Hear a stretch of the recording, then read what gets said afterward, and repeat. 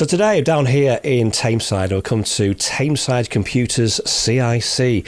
I'm with Kerry. How are you? Hi, I'm great this morning. How are you? I'm knackered after coming up 4 flights of stairs. Yeah, there's a lot of stairs in this building. You'll get your steps in today. So, we've heard about your organisation. You do some wonderful work across the borough. Tell us all about what you do. Tameside Community Computers, we take devices from businesses, or we ask them to donate devices to us. We then refurbish those devices and we get those back out to people in the local community that are in digital poverty.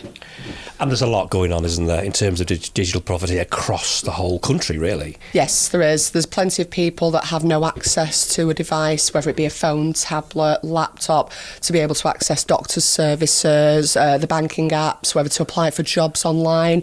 We're finding that a lot of people are really struggling to get access to digital devices across the country. So when did it all set up then? So in 2020, during COVID, we run Zentech IT Solutions, which is our company, and during COVID, a lot of parents reached out to us as they needed devices for children to learn from home.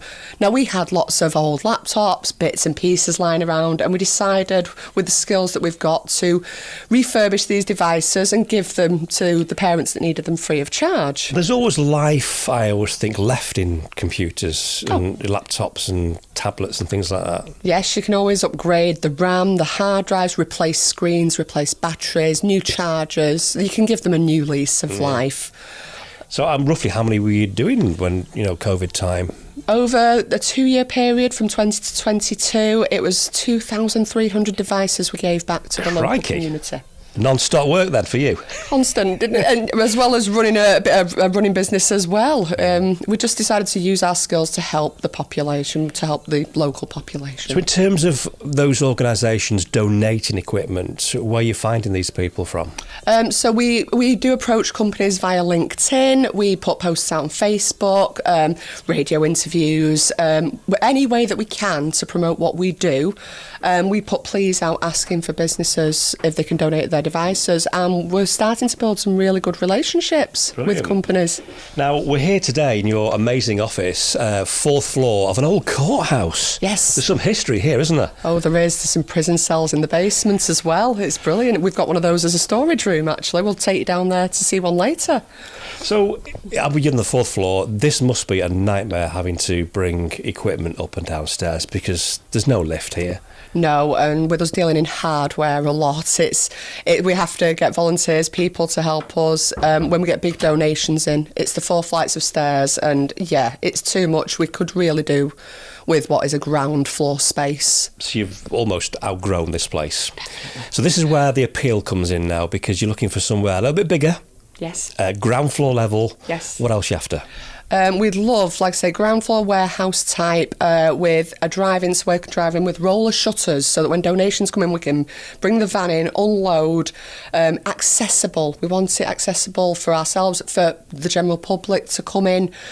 We'd like office spaces in there, so like a mezzanine or side offices to work from so that we can do digital skills as well as the warehouse. And yeah, there's lots of things we'd like. And looking in the future as well, the digital skills, the training, this is going to be a game changer, isn't it? Yeah, we've got such a vision to grow in the future to help more people. We'd love to have a digital skills training hub, an area where it is anyone can pop in to either use the internet. We'll run digital skills hubs for people that are struggling to write CVs, again, access the NHS. Anything that the public needs help with, that would be there, and to expand that into showing people how to fix devices, how to bring your device in. We'll show you how to upgrade it, load the softwares. This is like the vision of what we'd like to do in the future. Because we're all driven now to online for everything, aren't we? Everything's online. If you need access to anything, everywhere's moving to online. So the big appeal is, if anyone in the Tameside area has any sort of property, I mean, do you have a rough square footage of what you're looking for? Bigger than what we have now. So at the moment, this is about 1,200 square foot. foot. Right. We'd like to double. About 3,000 square foot, ideally. Yeah. I mean, the bigger the better. The more space, the better. The more space we have, the more we can do. The more we can tackle digital poverty, the more people we can train, the more volunteers we can have. Brilliant So stuff. the vision is to be as big as we possibly can be in the future to help as many people as possible. Well, good luck for the future. Thank you. If anyone's watching or listening to this now who can help in support of accommodating Tameside Computers CIC with their next chapter, a bigger building, all on one level, approximately 3,000 square foot, please get in touch with them. All the details are on the link below.